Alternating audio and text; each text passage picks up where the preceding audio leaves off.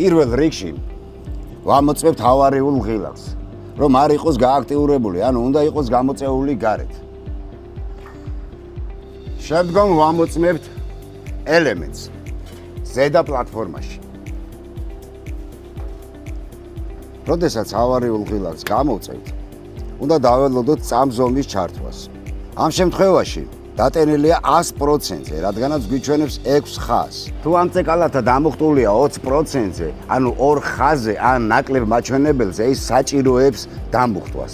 წინააღმდეგ შემთხვევაში ლიფტი იმუშავებს ნელა სრულ გათიშვამდე.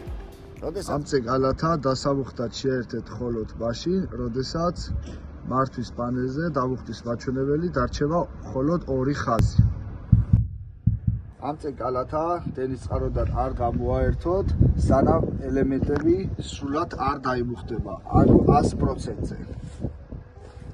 სასურველია დასადენად გამოვიყენოთ იგივე ზომის კაბელი. სრულ გათიშვამდე. როდესაც გასაღები დაყენებულია მარცხნივ ქვედა პანელის მართვაზე, ჩვენ შეგვიძლია ავწიოთ და დავწიოთ აი ამ 3 ღილაკის მეშვეობით. მაღლა აწევის დროს ჩამრთვალ ღილაკს და მაღლა მაჩვენებელ ისარს ერთდროულად ვაჭერთ და ამ წეკალათი წავა.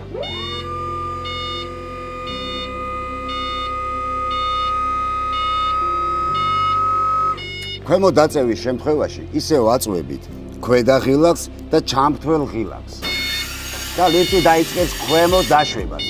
თუმცა ლიფტი დაშვების პროცესში მიწასთან ახლოს შეწყვიტავს მოძრაობას და მისცემს ქვევით მყოფებს სიგნალს, რის შემდეგაც ოპერატორმა ხელახლა უნდა დააჭიროს ჩამრთვალ ღილაკს და ქვედა ღილაკს.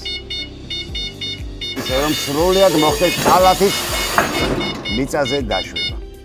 თუ გვინდა რომ მართოთ პლატფორმიდან, უნდა გადავრთოთ მარჯვნივ. პლატფორმიდან მართვის შემთხვევაში ჩვენ ასევე შეგვიძლია გადავაადგილოთ ამ წეკალათა მუშაობის პროცესში ან ჯოისტიკის გამოყენებით. ჯოისტიკის ფუნქციები.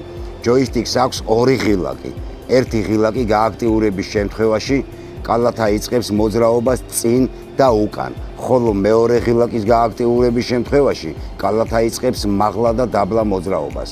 ასევე თვითონ ჯოისტიკს აქვს 2 ღილაკი, მარჯვენა და მარცხენა, რითიც ხდება კალათის საბურავების მოხვება, თვითონ ჯოისტიკის მოძრაობის 2 მიმართულებით. თუ კალათა გამოვიდა მწყობრიდან და ვერ ახერხებთ დაშვებას, ამ შემთხვევაში გამოწევთ ქვემოთ მდებარე წითელ ღილაკს თქვენსკენ.